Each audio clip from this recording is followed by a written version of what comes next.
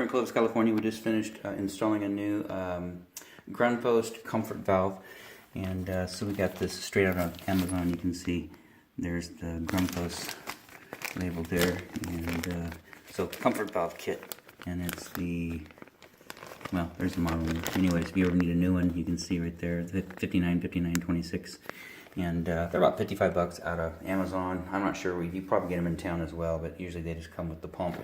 So occasionally these guys fail, something with the check valve or the assembly, I just don't know, but the pump is working.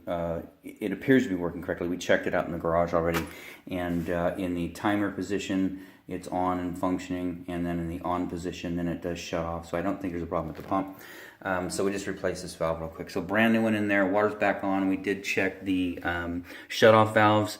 You know, those aren't ours, and I can't remember if we actually installed this comfort valve or not. I can't remember. I'd have to look at the paperwork. But usually we'll come in and put new shut-off valves in that are quarter turn. These aren't. They're multi-turn. They don't appear to be leaking. We checked them. They're dry, but I would ask that you would monitor this area just to make sure that they don't start dripping. And the problem with these is that plastic stem that goes in there. When you close it and open it again, sometimes it likes to start leaking. You just need to tighten up the packing nut, which is, and I don't have a light in here, but right behind there, there's a big nut, a white plastic stem, and a large nut. You tighten it down a little bit, and the drip stops. But for right now, no water leaking. We're going to go back out, turn the pump back on, and take it for a test drive, see how it runs. Outside of that, this installation is done.